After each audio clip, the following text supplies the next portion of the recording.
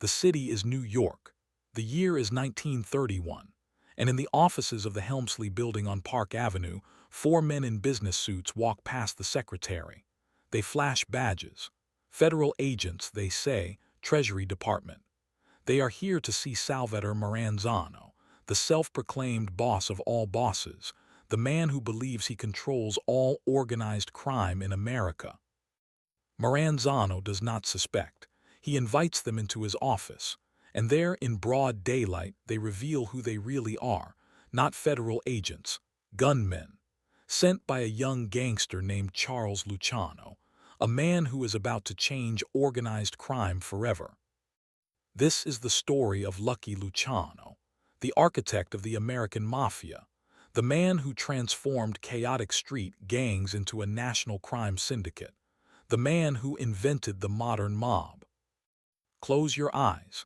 Let us travel to the Lower East Side of Manhattan, to smoke-filled rooms where deals are made, to a world where violence is business and business is everything, to the story of the man who built an empire on blood and brains. Salvatore Lucania was born on November 24, 1897 in the small Sicilian town of Lercara Fritti. His family were not wealthy. His father worked in the sulfur mines. Life was hard. Opportunity was scarce. Like millions of others, the Lucania family looked to America, to the promised land, to the chance for something better. In 1906, when Salvatore was 9 years old, the family immigrated to New York City. They settled in the Lower East Side in a cramped tenement on First Avenue. The neighborhood was crowded, dirty, dangerous. Italian immigrants lived alongside Jews, Irish, Chinese, different languages, different customs, different gangs fighting for control of the streets. Young Salvatore did not speak English. He struggled in school. He was small for his age, slight, with dark eyes that watched everything. The other children mocked him, called him names. So he learned to fight, and he learned something else, something that would define his entire life. He learned that fear could be profitable. He started a protection racket at age 10. He charged other Jewish children a penny or two for protection from beatings. If they paid, he protected them. If they didn't, he beat them himself. It was simple, effective. His first lesson in the economics of crime. One Jewish boy refused to pay. His name was Meir Lansky. He was smaller than Salvatore, skinnier, but he fought back. He would not be intimidated. Salvatore respected that, admired it, and instead of enemies, they became friends, partners, brothers in everything but blood. It was the beginning of a partnership that would last a lifetime and reshape American organized crime. By 14, Salvatore Lucania had dropped out of school. He worked briefly for a hat company, a legitimate job, honest work, but the money was terrible, $5 a week. Meanwhile, on the streets there were opportunities, gambling, theft, extortion. The money was better, much better, and the rules were clearer. Strength and cunning mattered more than education or accent. In 1916, at age 18, Salvatore was arrested for selling heroin. It was his first serious charge. He was convicted and sent to a reformatory for 6 months. It should have been a warning, a chance to change course. Instead, it was an education. In the reformatory, he met other criminals, made connections, learned the business of crime from those who had been doing it longer.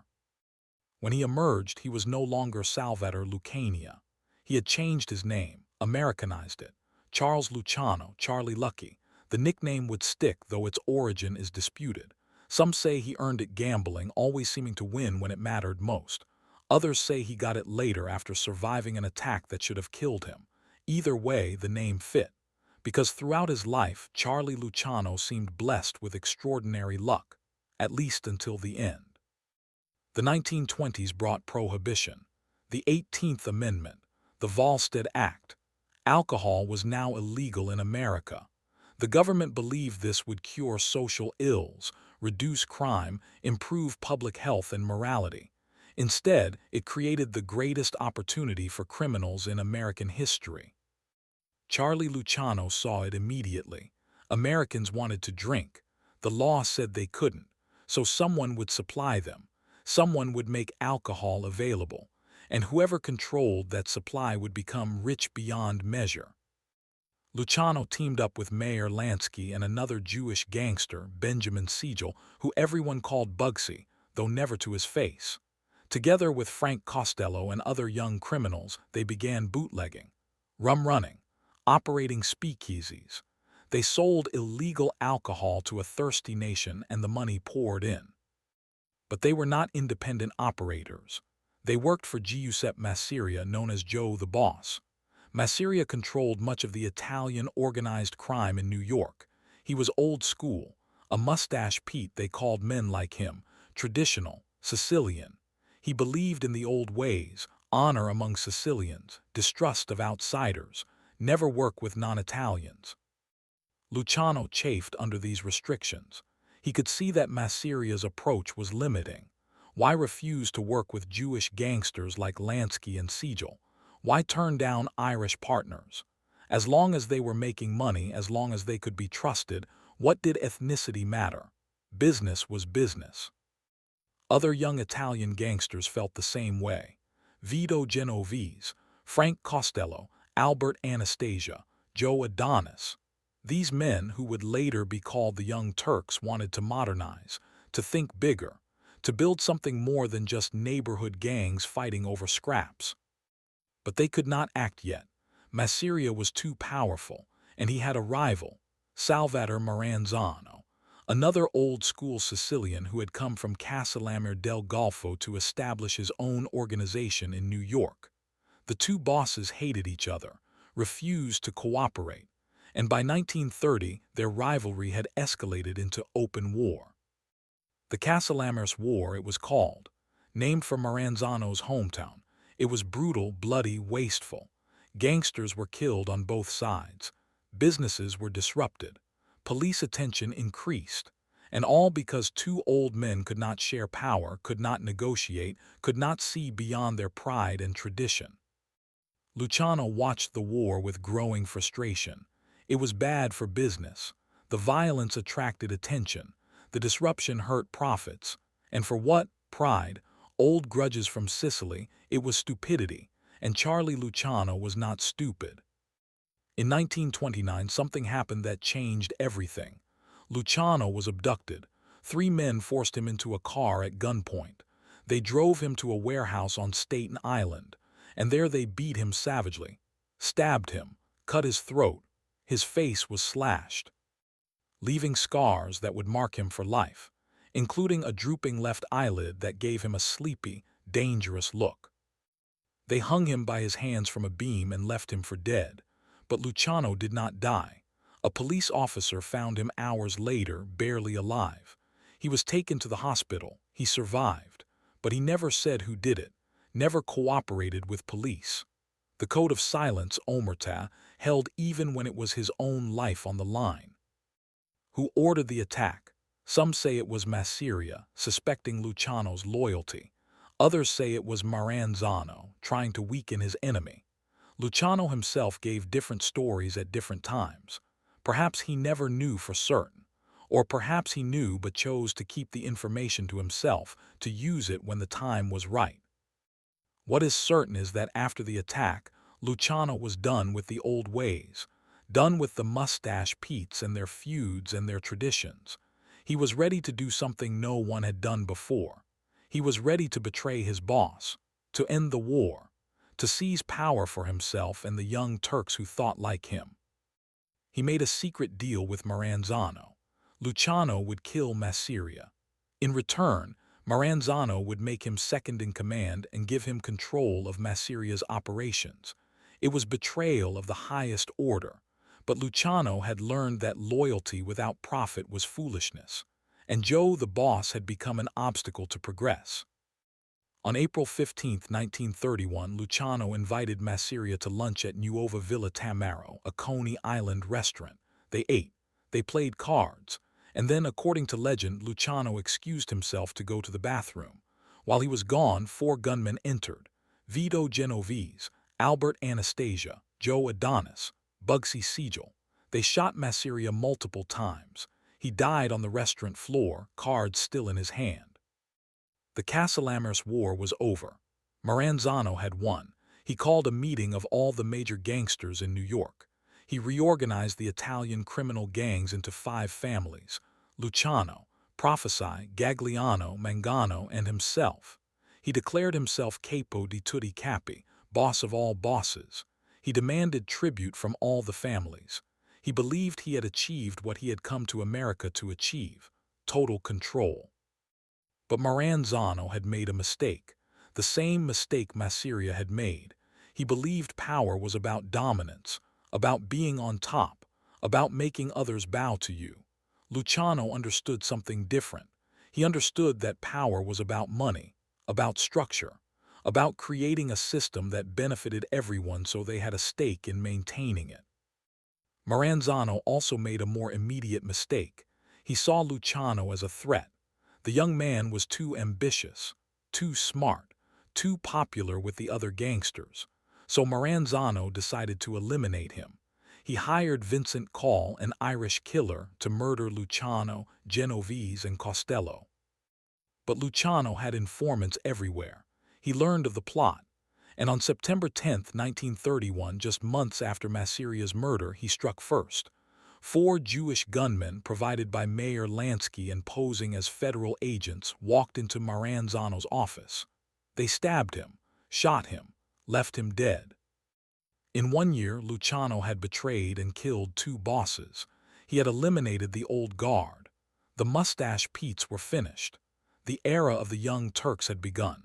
And Charlie Luciano, at age 33, stood at the apex of organized crime in New York. But here is where Luciano showed his genius. He did not declare himself boss of all bosses.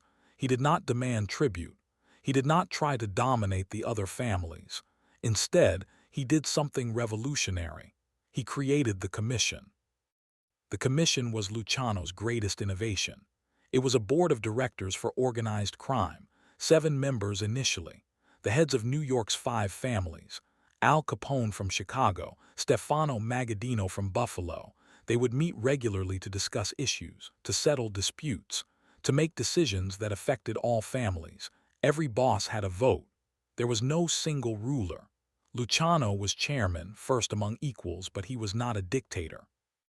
The system was brilliant. It prevented wars. If 2 families had a dispute over territory or business, they brought it to the commission. The bosses voted. The decision was binding. No more street wars. No more assassinations over petty grievances. Business could operate smoothly, efficiently, profitably. Luciano also established rules for membership and conduct. Proposed members had to be approved by multiple families. Made men took an oath of loyalty. They agreed to never cooperate with law enforcement, never betray the family.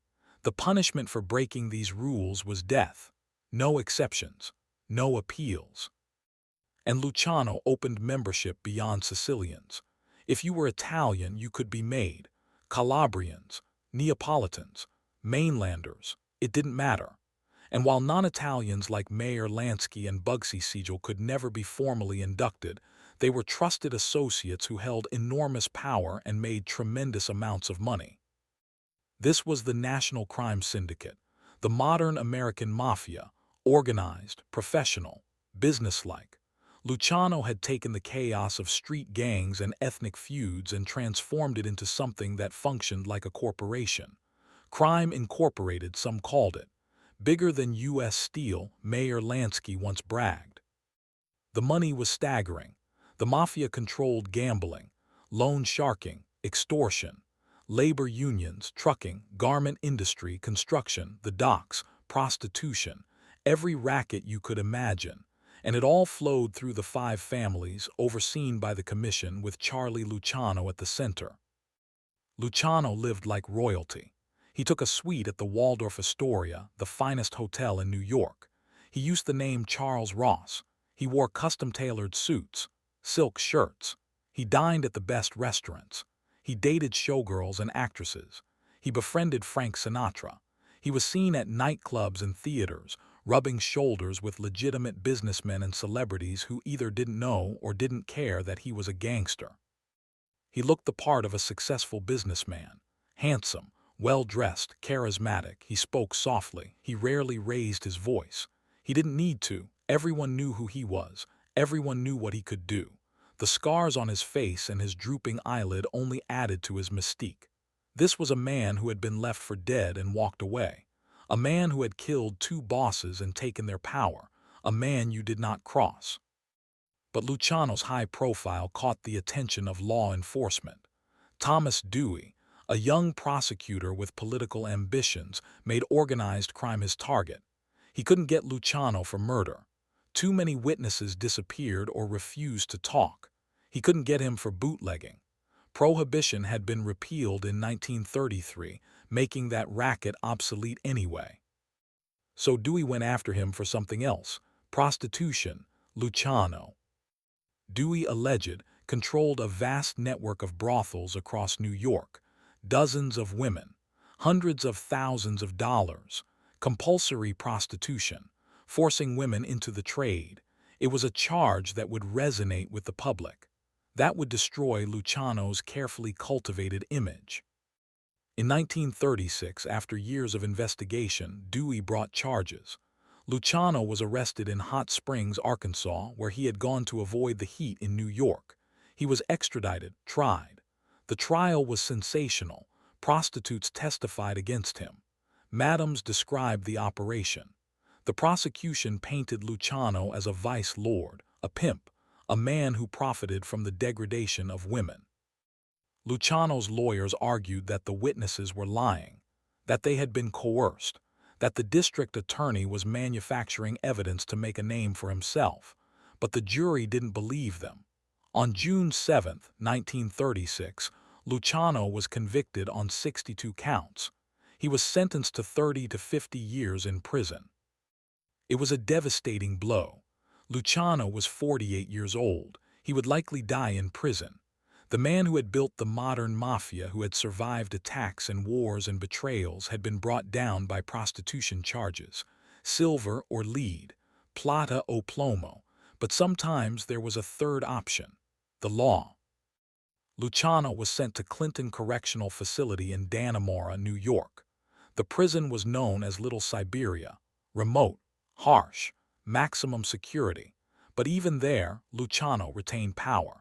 He communicated with his organization through visitors and smuggled messages. He continued to make decisions, to run his family, to maintain his position on the commission. Frank Costello became acting boss. Vito Genovese was underboss. The family continued to operate. The money continued to flow, but Luciano was in a cage, and he wanted out. In 1942, opportunity arrived in an unexpected form. World War II. The United States was at war with Germany, Italy, and Japan. The government was worried about sabotage on the docks of New York Harbor. German U-boats were sinking ships. Spies might infiltrate the waterfronts.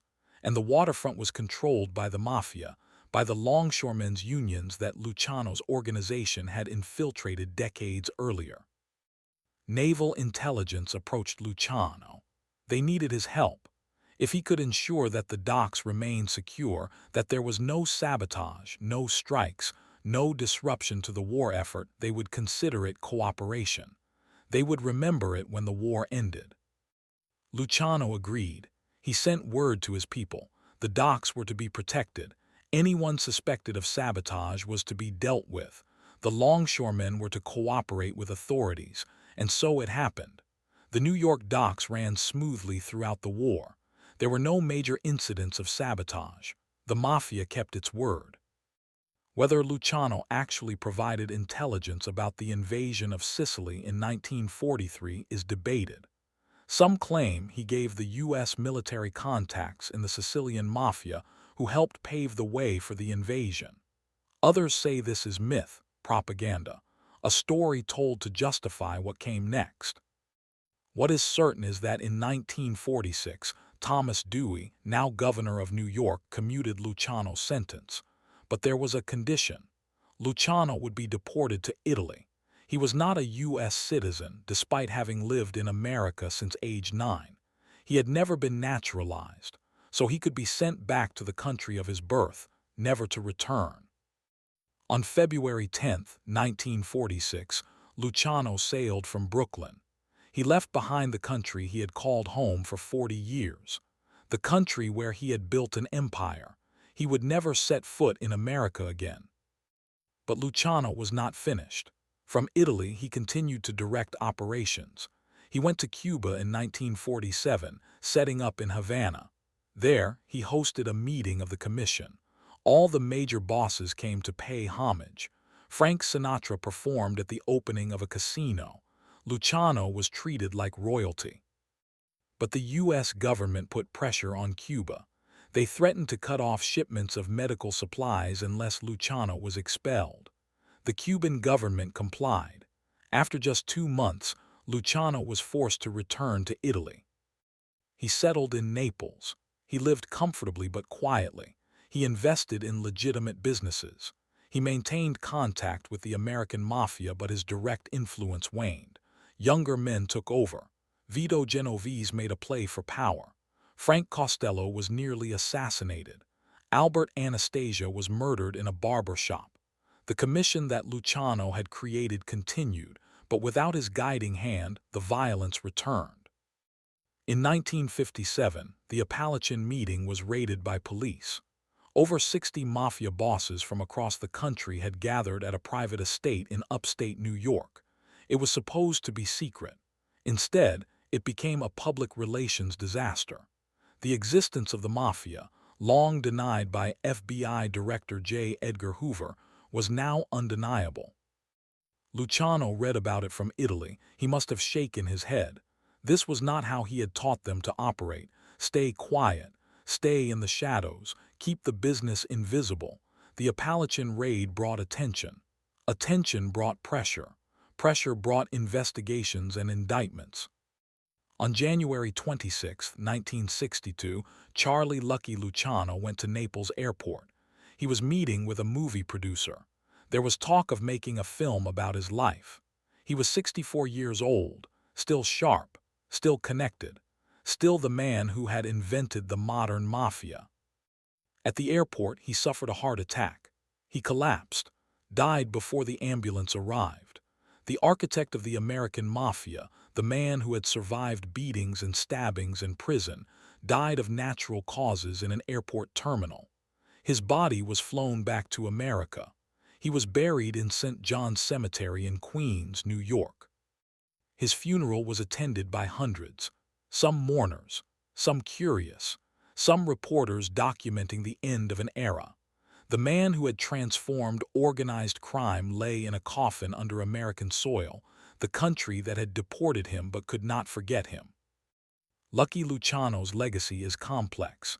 He was a criminal, a murderer. He built his fortune on illegal rackets that destroyed lives and corrupted institutions. He normalized organized crime, made it efficient, made it powerful enough to influence politics and infiltrate legitimate business. But he was also a visionary. He saw what others could not. That crime could be organized like a corporation. That cooperation was more profitable than war. That structure and rules would benefit everyone in the organization. The commission he created lasted for decades. Some argue it still exists, though greatly weakened by prosecutions under RICO statutes. The 5 families he helped organize still operate today. The Genovese family, which was his family, the Gambino family, the Lucchese family, the Colombo family, the Bonanno family, diminished from their peak but still active, still making money, still following in some fashion the structure that Luciano created 90 years ago. He opened organized crime beyond Sicilians. He showed that business partnerships transcended ethnicity. Mayor Lansky, his lifelong friend and partner, became one of the most powerful criminals in America despite being Jewish. Bugsy Siegel helped create Las Vegas. Irish gangsters found places in the organization. Crime became multicultural, multinational, in ways the old Mustache Pete's could never have imagined. Tonight, we remember Lucky Luciano not to glorify him, but to understand him, to see how one man's intelligence and vision reshaped an entire criminal underworld, how he took chaos and created order, how he transformed street gangs into the national crime syndicate, how he became the father of the modern American Mafia. The Waldorf Astoria where he lived is still there. The restaurants where he dined still serve meals. The streets of the Lower East Side where he grew up have changed but remain. And somewhere in those streets, in the shadows of the city he helped rule, his influence lingers. In the structure he created. In the commission that still meets. In the idea that crime, when properly organized, when properly managed, can function as efficiently as any legitimate business. Let us rest now, here at the end of Luciano's story, where the gunshots have faded and the wars are over, and all that remains is the empire he built, the structure that outlasted him, the proof that one man with vision and ruthlessness can change the world, even if that change is measured in organized crime and blood-stained money. Sleep well.